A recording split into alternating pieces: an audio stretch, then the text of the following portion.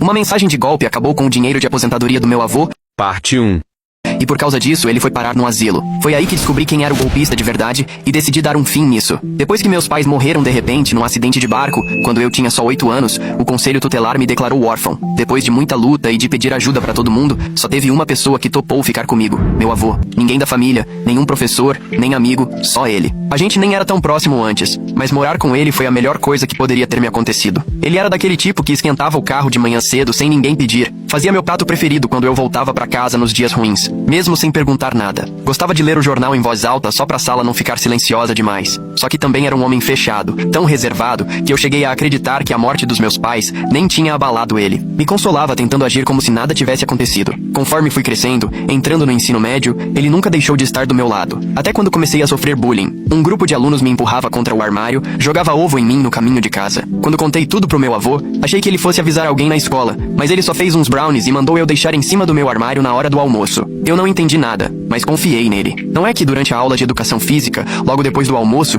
começou a escorrer um rio marrom das calças dos valentões? Meu avô tinha colocado laxante nos brownies e sabia que não iam resistir. Nesse dia eu ri como nunca, perdi até o ar. Depois disso, nunca mais duvidei do meu avô. Até que, já no último ano da escola, cheguei em casa e dei de cara com um aviso de despejo no correio. Levei pro meu avô e ele ficou destruído na hora. Eu não fazia ideia do que tinha acontecido. Logo depois, gente da Receita começou a ligar aqui em casa. Quando fui olhar, todas as economias dele tinham simplesmente sumido. Tudo o que ele tinha juntado a vida inteira. E o banco não fazia nada pra ajudar. As lágrimas vieram com força, arderam nos olhos. Não acreditava que ele tinha escondido isso de mim por tanto tempo. Peguei o celular dele e pedi pra ver a tal mensagem. Você deve $7.200 em impostos atrasados. Pague agora ou a polícia vai te prender hoje. Ele contou que colocou os dados dele e depois disso, a Receita levou tudo. Não tive coragem de contar que era um golpe, então deixei ele achar que foi um erro do sistema. Abracei meu avô e prometi que a gente ia dar um jeito enquanto ele chorava como criança nos meus braços. Por dentro, eu estava fervendo de ódio. O pior é que ele nem estava triste pelo dinheiro, só preocupado comigo. Pediu desculpa 1000 vezes até eu convencer ele de que não estava bravo. Mas naquele dia, alguma coisa mudou em mim. Na semana seguinte, enquanto a gente tentava pensar no que fazer, meu avô foi ficando diferente. O olhar dele ficou distante, as mãos não paravam de tremer, parecia perdido. Minha tia finalmente aceitou pagar um asilo pra ele, desde que eu prometesse devolver o dinheiro depois. Levar ele até lá foi uma das coisas mais difíceis que já fiz, mas eu sabia que era o melhor. Só que eu não ia deixar barato. Se tem uma coisa que o trauma faz, é deixar a gente esperto, criativo, pronto pra qualquer coisa. E eu ia usar tudo isso pra fazer o golpista pagar pelo que fez. Comecei a pesquisar tudo sobre golpes que usam o nome da Receita Federal. Entrei em fóruns,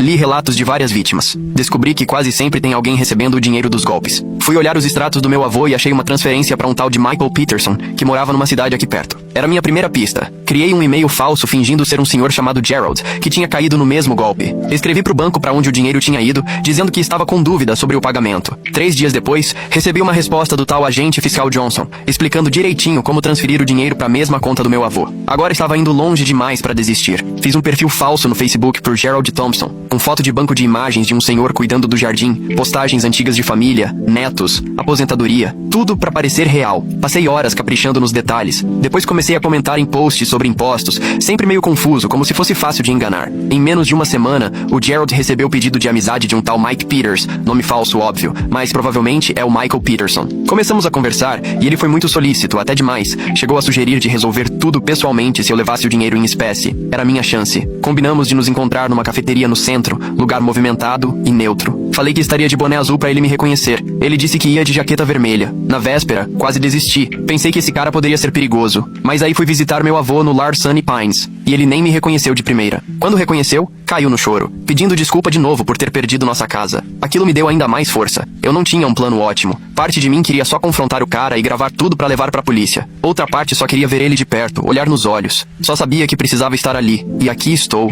sentado na cafeteria fingindo fazer lição de casa enquanto espero. Cheguei uma hora antes de olho na porta, mas claro que não estou de boné azul. Quero ver ele antes dele me ver. O celular está gravando no bolso e tenho outro gravador na mochila de reserva. Minhas mãos estão suando e eu mal toquei no café que pedi faz quase 40 minutos. Cada vez que a porta abre, meu coração dispara. Agora, entrou um cara de jaqueta vermelha. Tem uns 30 anos, bem arrumado, parece até meio nervoso, olhando ao redor, provavelmente procurando por um senhor de boné azul. Meu coração bate tão forte que parece que vai sair pela boca. Esse é o homem que destruiu a vida do meu avô com uma mensagem. O mesmo avô que me ensinou a andar de bicicleta, que ficava comigo nas noites em que eu estava doente inteligente, que nunca reclamou de ter que criar um neto quando podia estar aproveitando a aposentadoria. Agora ele está pedindo uma bebida no balcão. Em poucos minutos vai perceber que Gerald não vai aparecer e deve ir embora. Essa é minha única chance. Preciso decidir agora. Sigo ele? Encaro ele? Chamo a polícia? O que eu fizer agora muda tudo e não tem volta. Fecho meu notebook e respiro fundo. Pelo vovô Frank. Estou disposto a arriscar tudo. Inspiro mais uma vez e me levanto da mesa, com as pernas trêmulas, quase tropeçando como se andasse sobre gelatina, enquanto caminho até o balcão,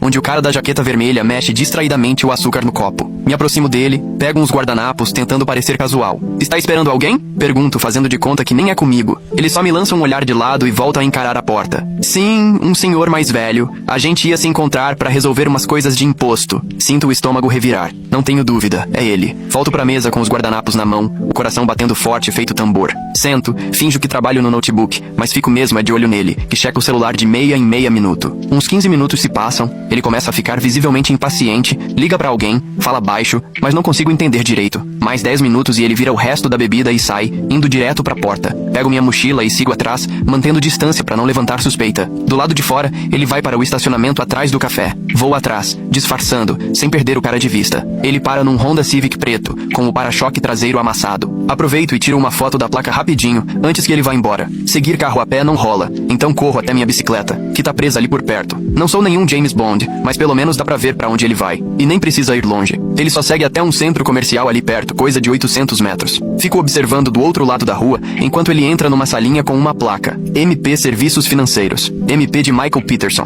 Nem faz questão de esconder. Pedalo até lá, prendo a bicicleta e passo na frente do escritório, tentando espiar sem chamar atenção. Dá pra ver pela janela. Ele está sentado à mesa, falando ao telefone. Tem outra mesa vazia. O lugar inteiro tem um ar meio improvisado. Parede sem nada. Quase nenhum móvel. Nem parece um escritório de verdade. Fico circulando por ali quase uma hora, fingindo olhar as vitrines da loja de Ruma Bayares que fica ao lado. Umas 5:30, ele Curta, comente, siga e compartilhe o perfil para a próxima parte.